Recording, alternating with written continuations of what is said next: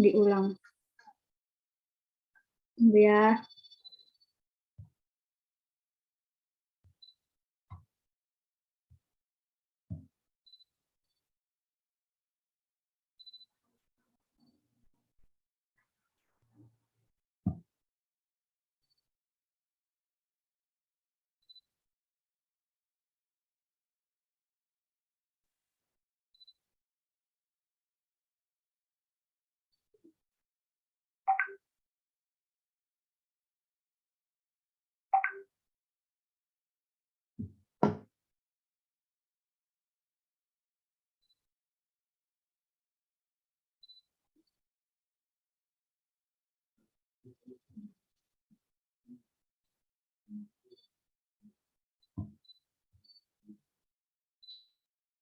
Assalamualaikum warahmatullahi wabarakatuh.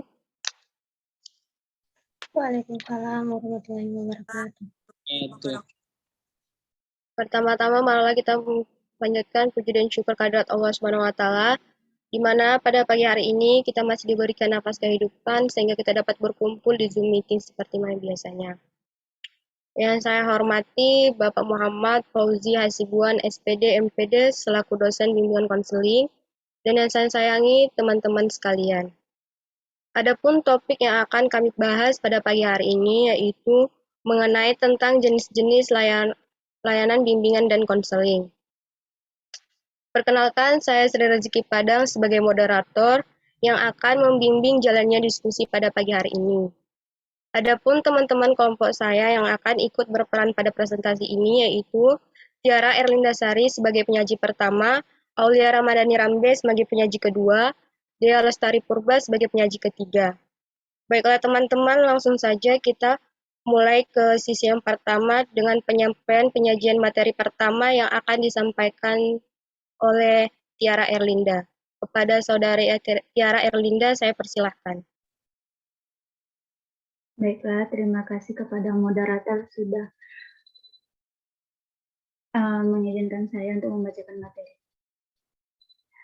Yang pertama, ada jenis-jenis layanan bimbingan konseling di SD. Dalam kurikulum berbasis kompetensi bidang bimbingan dan konseling 2004, dinyatakan bahwa kerangka kerja layanan BK dikembangkan dalam suatu program BK yang dijabarkan dalam 4 kegiatan utama, yaitu yang pertama ada layanan dasar bimbingan. Nah, layanan dasar bimbingan ini adalah bimbingan yang bertujuan untuk membantu seluruh siswa dalam mengembangkan perilaku efektif dan keterampilan-keterampilan hidup yang mengacu pada tugas-tugas perkembangan siswa. Yang kedua, ada namanya layanan responsif. Layanan responsif ini adalah layanan bimbingan yang bertujuan untuk membantu memenuhi kebutuhan yang dirasakan sangat penting oleh peserta didik saat ini. Layanan ini bersifat preventif atau mungkin kuratif. Nah, strategi yang digunakan adalah konseling individual, konseling kelompok, ataupun konsultasi. Selanjutnya ada yang namanya layanan perencanaan individual. Nah, layanan perencanaan individual ini adalah layanan bimbingan yang membantu seluruh peserta didik dan mengimplementasikan rencana pendidikan, membantu siswa memantau pertumbuhan dan memahami perkembangan sendiri. Yang terakhir ada namanya layanan dukungan sistem. Pada dukungan sistem ini adalah kegiatan-kegiatan manajemen yang bertujuan untuk memantapkan, memelihara, dan meningkatkan probimbingan secara menyeluruh.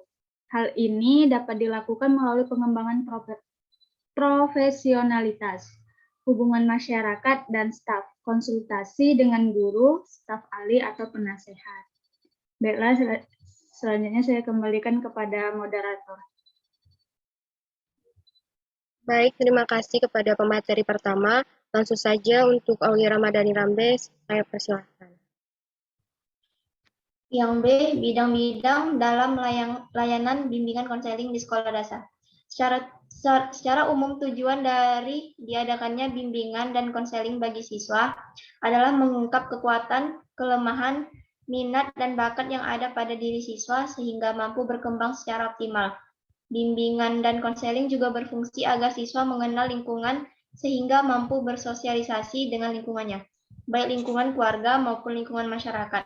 Selanjutnya, bimbingan juga membantu siswa untuk merencanakan masa depannya dengan maksud siswa mampu mempertimbangkan sendiri dan mengambil keputusan tentang masa depannya. Dengan beberapa tujuan di atas, maka bimbingan dan konseling memiliki beberapa bidang, yaitu bidang bimbingan pribadi sosial, bidang bimbingan karir, bidang bimbingan akademik atau belajar, dan bidang bimbingan keluarga. Yang pertama ada bimbingan pribadi sosial.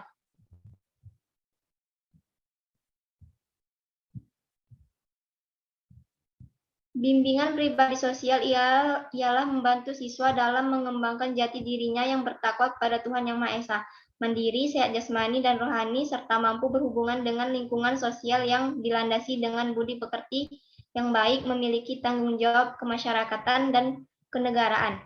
Bidang bimbingan pribadi sosial ini dapat dirinci menjadi pokok-pokok berikut.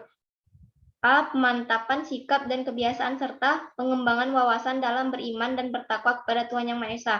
B. Pemantapan pemahaman tentang kekuatan diri dan pengembangannya untuk kegiatan-kegiatan yang kreatif dan produktif baik dalam kehidupan sehari-hari maupun untuk perannya di masa depan.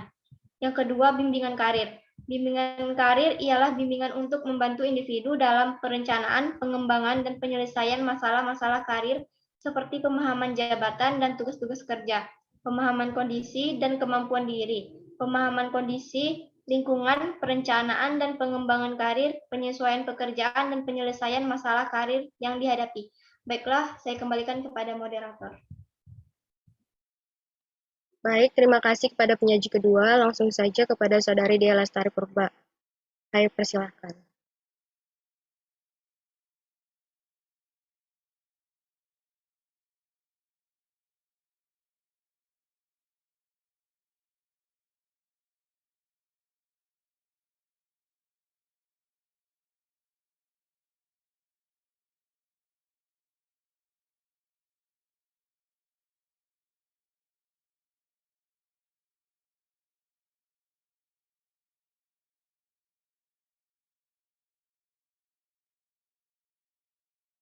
Kepada Saudari Dea, saya persilahkan.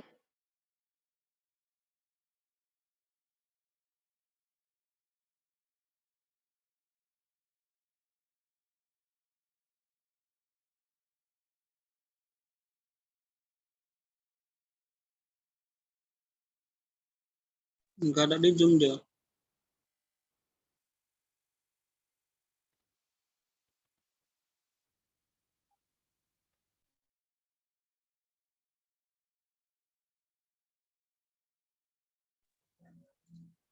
Yang lain aja yang gantikan. Baiklah, berhubung Saudara Dea Lestari Purba tidak ada jaringan, penyaji ketiga akan disampaikan oleh Tiara Erlinda. Kepada Saudara Tiara Erlinda, saya persilahkan. Baiklah, di sini saya menggantikan Dea. Nah, selanjutnya ada namanya bimbingan akademik atau belajar. Bimbingan akademik ini ialah bimbingan yang diberikan dalam rangka memudahkan siswa dalam mendapatkan pengajaran yang diberikan oleh guru, serta siswa dapat mengatasi masalah-masalah yang ada.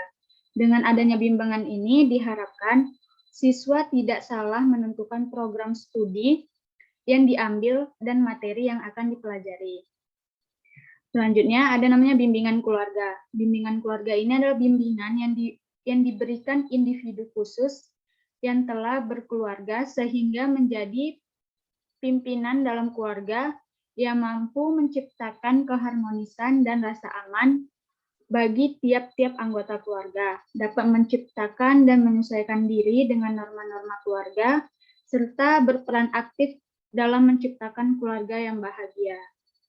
Baiklah, saya serahkan kepada moderator.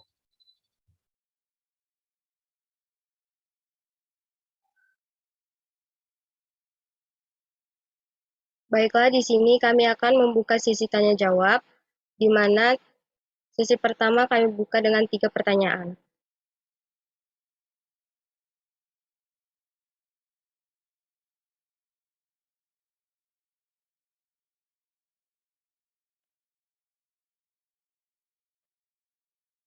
Kepada Saudari Sylvia, saya persilahkan. Baik, Assalamualaikum warahmatullahi wabarakatuh. Saya ingin bertanya, menurut kelompok kalian sendiri, mengapa layanan bimbingan dan konseling ini dianggap sangat perlu diterapkan terutama di sekolah ataupun madrasah? Terima kasih.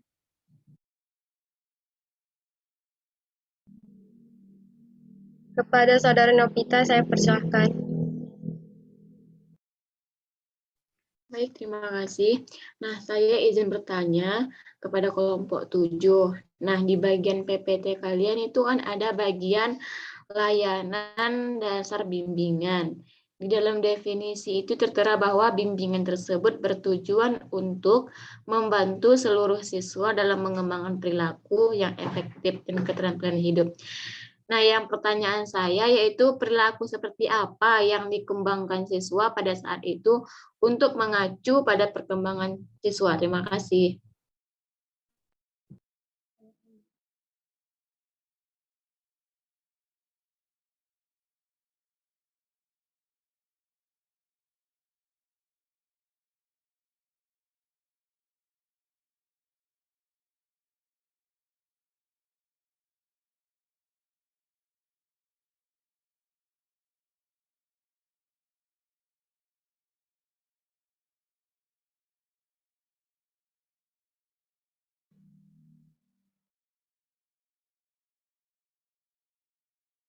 Kepada Saudara Cindy, saya persilahkan. Oke, baiklah. Assalamualaikum warahmatullahi wabarakatuh. Nah, saya izin bertanya kepada kelompok Sri. Jadi nih, misalnya tadi kan di PPT ada bimbingan keluarga itu perlu untuk anak gitu kan. Jadi jika misalnya seorang anak ini ataupun seorang siswa ini memiliki orang tua yang memiliki keluarga yang ekonominya rendah gitu kan. Terus sementara anak ini eh, masih belum pandai untuk membaca gitu kan. Nah, karena gimana ya? Itu semua kayak disebabkan karena keluarga ekonomi keluarganya gitu kan. Terus karena orang tuanya juga bekerja, jadi kayak belum sempat untuk mengajarkan anaknya di rumah gitu kan. Karena kan tadi kan bimbingan keluarga itu perlu gitu kan untuk pembelajaran anak. Jadi pertanyaan saya, bagaimana menurut kelompok kalian untuk menangani kasus tersebut? Terima kasih.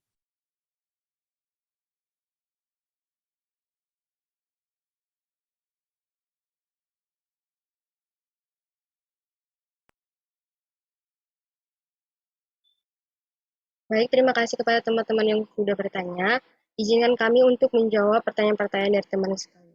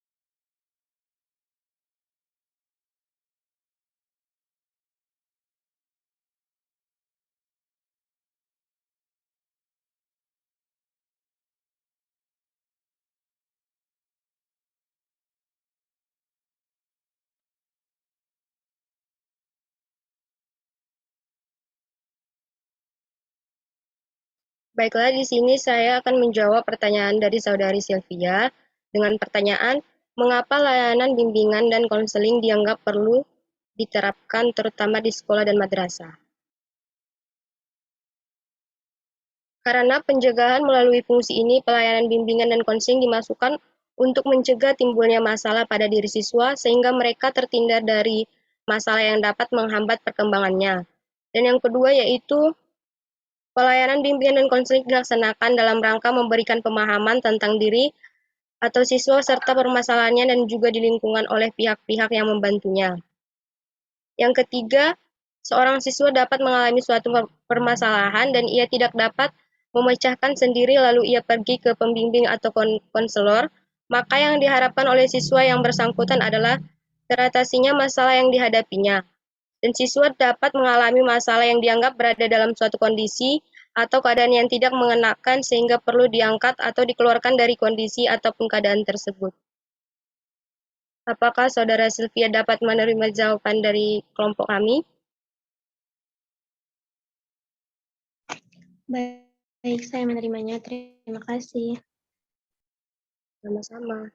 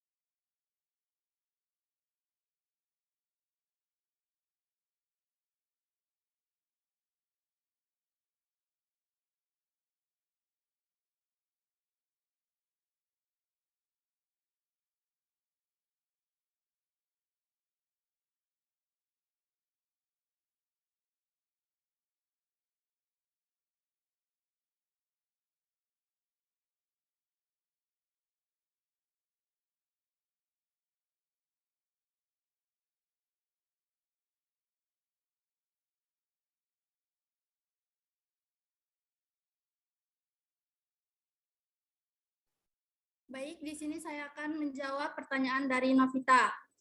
Pertanyaannya, perilaku seperti apa yang dikembangkan siswa pada saat itu untuk mengacu pada perkembangan siswa? Jawabannya yaitu perilaku anak-anak menjadi lebih maju dalam bidang akademik dan perkembangan dengan merasa lebih aman, mempunyai hubungan yang baik dengan guru, percaya bahwa pendidikan mereka relevan dengan masa depan mereka, menghadapi masalah yang lebih sedikit di sekolah, dan mendapatkan nilai yang lebih tinggi.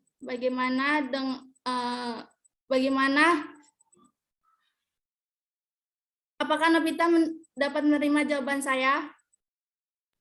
Baik, terima kasih. Saya menerima jawabannya.